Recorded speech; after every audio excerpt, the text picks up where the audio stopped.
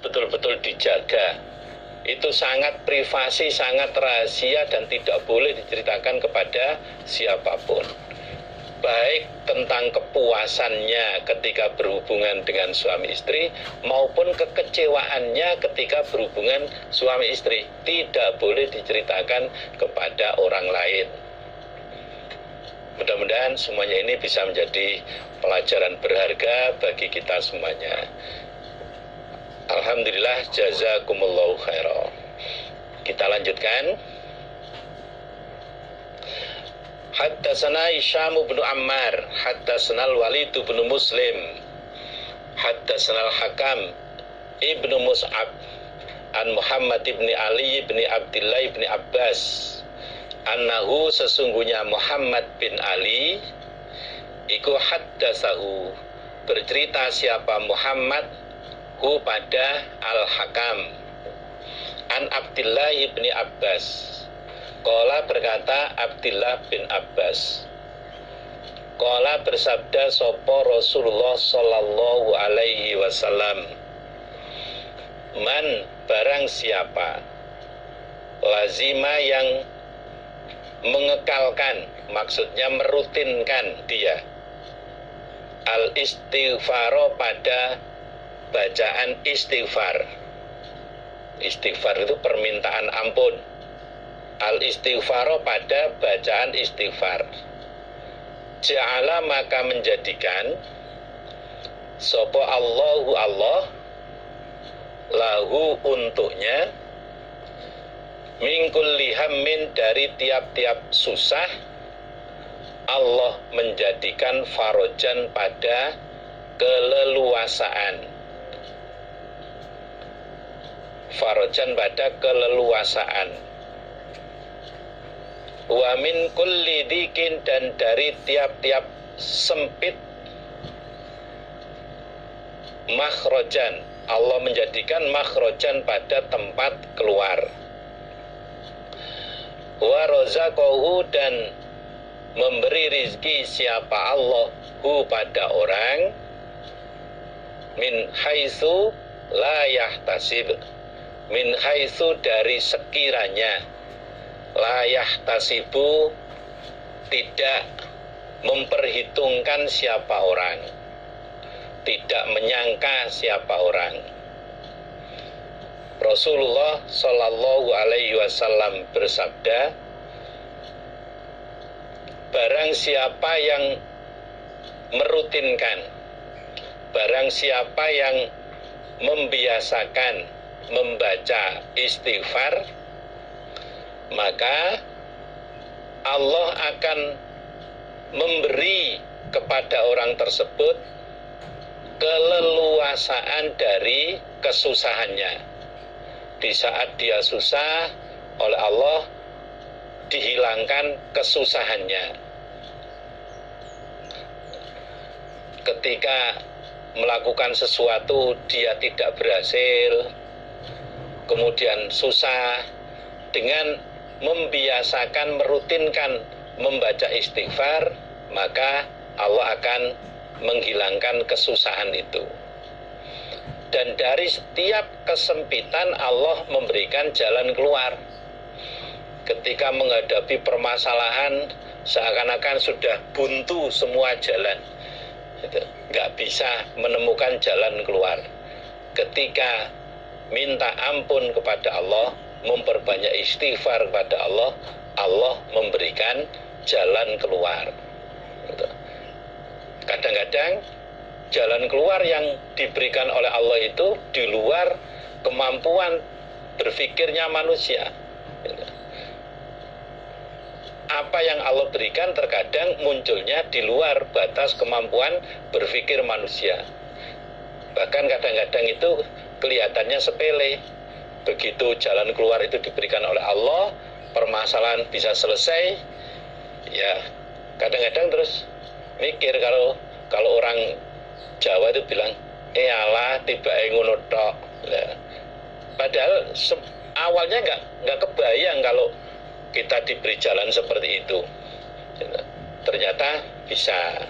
Nah, kemudian yang ketiga hasilnya, wa razaqahu min haitsu la yahtasib. Allah akan memberi rizki di luar persangkaan dia. Allah akan memberi rizki di luar dugaan dia.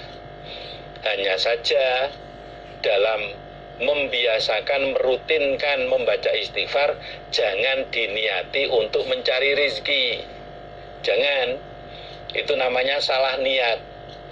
Kita membaca istighfar untuk mendapat ampunan dari Allah, untuk mendapatkan maaf dari Allah.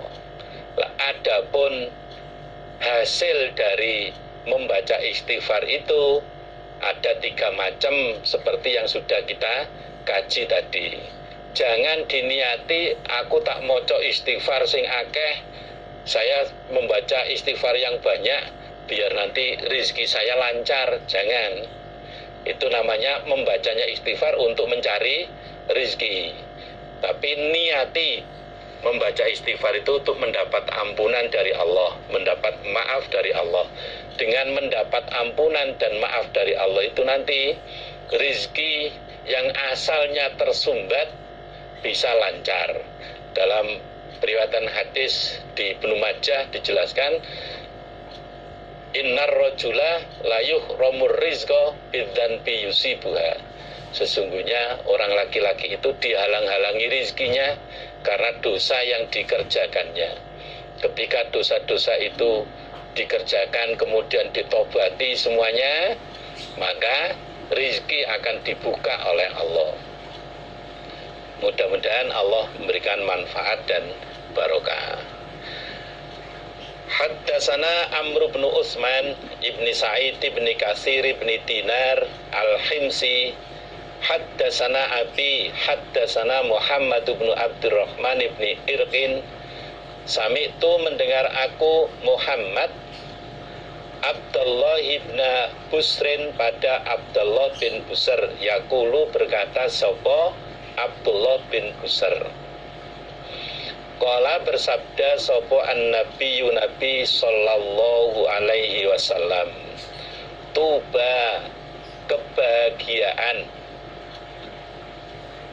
liman bagi orang wajada yang menjumpai dia fi sahifatihi di dalam buku amal dia, fi sahifatihi di dalam buku amalan dia, menjumpai istighfaron pada bacaan istighfar kasiron yang banyak. Nabi bersabda, kebahagiaan, keberuntungan bagi orang yang menjumpai di dalam buku catatan amal terdapat bacaan istighfar yang banyak. Ini menunjukkan bahwa bacaan istighfar itu pahalanya besar. Bacaan istighfar itu pahalanya besar. Ketika seseorang banyak mengucapkan istighfar, maka semua bacaan istighfar itu akan tercatat di buku amalnya masing-masing. Ketika di buku amalnya terdapat catatan bacaan istighfar yang banyak, orang itu akan menjadi orang yang bahagia. Orang itu akan menjadi orang yang beruntung. Maka Bapak, Ibu, para generus semuanya, waktu-waktu luang manfaatkan untuk membaca istighfar. Jangan berhenti untuk selalu membaca istighfar. Jangan berhenti untuk selalu menggerakkan bibir untuk membaca istighfar, menggerakkan jari tangan menghitung bacaan istighfar. Dengan demikian, kelak kita akan menjumpai buku catatan amal kita, di dalamnya terdapat tulisan istighfar yang banyak. Mudah-mudahan Allah memberikan manfaat dan barokah. Haddasana Ahmad bin Muhammad akhbarana Ibnul Mubarak an Abi Bakrin an-Nahsyali An Marzukin, rupane Abi Bakar At-Taimi, nama aslinya Marzuk, kemudian nama panggilannya Abi Bakar At-Taimi. An Ummid Darda, an Abi Darda, ini istrinya seorang mubalighot, suaminya seorang mubaligh. Anin Nabi, dari Nabi sallallahu alaihi wasallam. Qala, bersabda Nabi, man barang siapa rodda, yang menolak dia, an irdi akhihi, dari rahasia saudaranya, an irdi akhihi, dari rahasia saudaranya, rodda, maka menolak sopo Allahu Allah, an wajhihi, jauh dari wajahnya orang, an wajhihi, jauh dari wajahnya orang, an-naro, pada neraka, yaumal kiamati, besok di hari kiamat. Nabi bersabda, barang siapa yang menolak rahasia saudaranya, dalam arti berusaha menutupi, berusaha tidak menyebarluaskan rahasia saudaranya, maka besok di hari kiamat Allah akan menolak api neraka dari wajah dia. Allah akan menjauhkan api neraka dari wajah dia. Berarti berdasarkan hadis ini, larangan bagi seseorang menyampaikan rahasia orang lain, membicarakan rahasia orang lain. Hadis ini menunjukkan larangan seseorang membicarakan, menyebarluaskan rahasia orang lain. Kalau seseorang itu bisa menahan diri, tidak menyampaikan rahasia orang lain, tidak menyebarluaskan rahasia orang lain, maka besok di hari kiamat dia akan dijauhkan oleh Allah dari api neraka. Ini rahasia-rahasia yang sifatnya pribadi, yang sangat privasi, tidak berkenaan dengan orang lain. Misalkan pelanggaran diri seseorang, itu nggak boleh disampaikan pada orang lain. Tapi kalau kesalahan orang itu merugikan orang lain, ya boleh-boleh saja disampaikan. Misalkan si A itu sering kali mencuri barang orang lain, untuk kewaspadaan maka dikasih tahu pada yang lain bahwa si A ini sering melakukan hal seperti ini, suka mencuri, sudah terbukti beberapa kali mencuri, ya untuk kewaspadaan ya perlu ada pembatasan seperti itu.